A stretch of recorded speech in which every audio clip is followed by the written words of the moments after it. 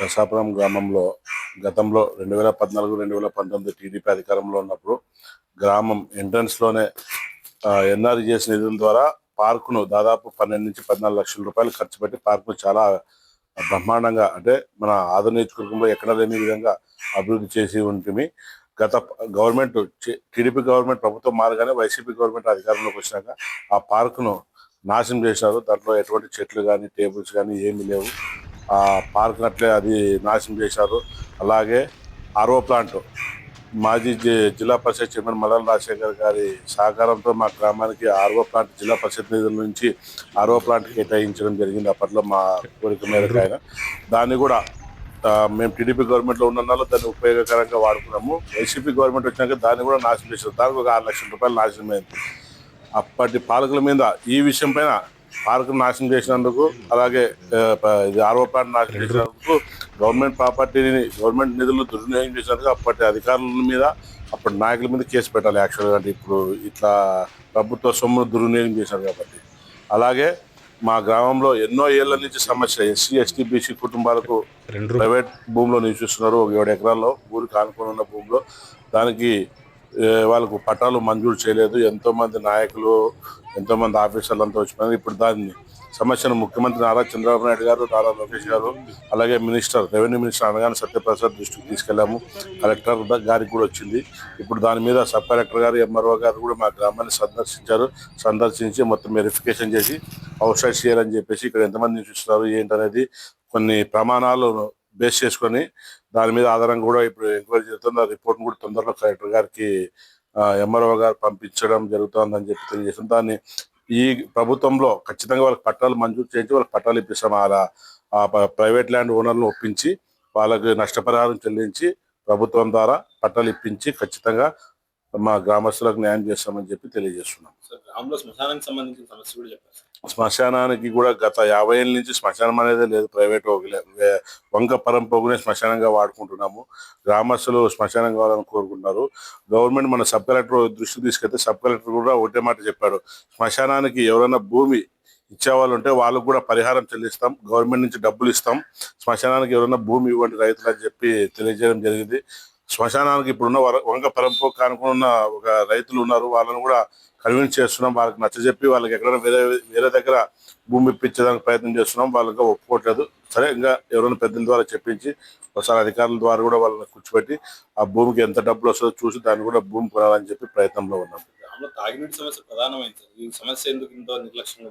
తాగునీటి సమస్య చెప్పాం కదా, మా గ్రామంలో ఇంతవరకు ఏ నాయకుడు చేయలేదు. ఇప్పుడు మేము గత 2014 నుంచి 2019లో కూడా తాగునీటి సౌకర్యం కోసం మున్సిపాలిటీ బోర్లో నుంచి గ్రామానికి తాగునీటి సౌకర్యం కల్పించాము. అప్పుడు టీడీపీ గవర్నమెంట్ ఓహెచ్ఎస్ఆర్ ట్యాంకు గ్రామానికి సపరేట్ ట్యాంక్ నిర్మించున్నారు. వైసీపీ గవర్నమెంట్, కాంగ్రెస్ గవర్నమెంట్ లో అభివృద్ధి అనేది గ్రామంలో ఎక్కడా కనిపించలేదు. కేవలం టీడీపీ ప్రభుత్వాల్లో అభివృద్ధి చేసుకుంటూ పోతే మళ్ళీ వచ్చిన గవర్నమెంట్ ఏదైతే ప్రభుత్వాలు మాత్రం దాన్ని అట్లే కంటిన్యూ చేస్తే అంతో కొంత డెవలప్ అయ్యేది. వచ్చిన ప్రభుత్వాలు డెవలప్ చేయగా వాటిని నిర్వీర్యం చేశారు. ఉదాహరణ పార్కు, ఆర్ఓ ప్లాంట్, తర్వాత అక్కడ మీరు చెరువు కూడా చూడొచ్చు, సమ్మర్ స్టోరేజ్ ట్యాంకు, అది కూడా లీకేజీలు చిన్నగా. ఆ భూమిని కూడా ప్రైవేట్ అప్పట్లో ఉన్న వాళ్ళ కార్యకర్తలు వాళ్ళు వీళ్ళు ఆక్రమించుకున్నారు. అప్పట్లో భూమిని వాళ్ళు అట్లే సాగు చేసుకున్నారు. 12 ఎకరాలు భూమి ఉంది ఎస్ఎస్ ట్యాంక్, కట్టిండేది 2 ఎకరాల్లోనే ఎస్ఎస్ ట్యాంక్. దాన్ని కూడా విస్తీర్ణం పెంచి వెడల్పు చేసి దాన్ని కూడా అభివృద్ధి చేసి తాగునీటి సమస్య లేకుండా చేయాలని చెప్పేది మా ఉద్దేశం. దాన్ని కూడా సబ్ కలెక్టర్ గారు, మా నాన్నగారు కలెక్టర్ గారిని కలిసింటే సబ్ కలెక్టర్ వచ్చి దాన్ని కూడా విజిట్ చేసాం. దాని మీద కూడా అది కూడా ప్రాసెస్ లో ఉంది. నా పేరు లింగప్ప, ఏఐవైఎఫ్ ఆదరణ పట్టణ అధ్యక్షుడు. ఈరోజు మా ఊరు సమస్యలు తెలుసుకోవడానికి ఇచ్చేసినటువంటి వీక్షణ టీవీ వారికి మా ఊరి తరఫున ప్రత్యేకంగా ధన్యవాదాలు తెలియజేస్తున్నాం. మా ఊర్లో ముఖ్యమైన సమస్యలు ఏమంటే డ్రైనేజీ సమస్య ఉంది. అదేవిధంగా ఆదోని మున్సిపాలిటీకి నీరు అందించేటువంటి మా ఊరు బసాపురానికి నీటి కొరత చాలాగా ఉంది. ఇందుకు మాకు ఉండే చిన్న చెరువు మా ఊరికి సంబంధించినటువంటి సమ్మర్లో మా ఊరికి ఆ చెరువు చిన్న చెరువు కాబట్టి నీరు సరిపోవడం లేదు. పోయిన వైసీపీ గవర్నమెంట్లో దాన్ని ఎక్స్టెన్షన్ చేయాలని చెప్పేసి అమౌంట్ని శాంక్షన్ చేయడం జరిగింది. ఇప్పుడు రూలింగ్ మారింది కాబట్టి ఈ కూటమి ప్రభుత్వం దీన్ని చొరవ చెప్పి ఆ శాంక్షన్ అయినటువంటి బిల్లులు చేపించి దాన్ని ఎక్స్టెన్షన్ చేయాలని చెప్పేసి తెలియజేస్తున్నాం.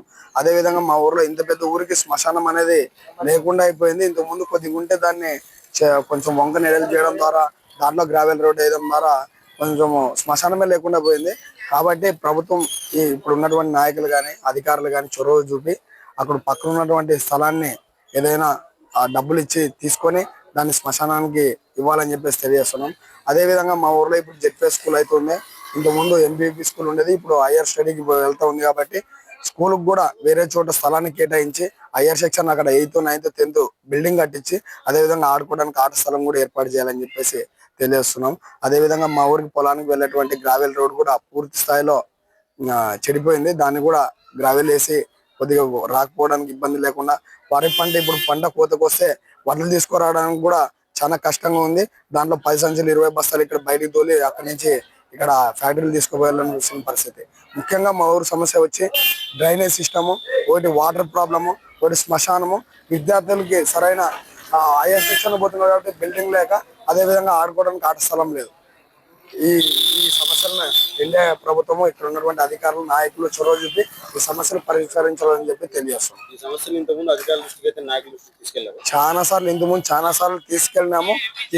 దాంట్లో కొన్ని సమస్యలు అయితే పరిష్కారం. మెయిన్ గా శ్మశానము, ఆ గవర్నమెంట్ ఉంది, ఏ గవర్నమెంట్ ఉంది, శ్మశానంకి వచ్చినప్పుడు ప్రతి ఒక్క అధికారులకి మేము చెప్తూనే ఉన్నాం.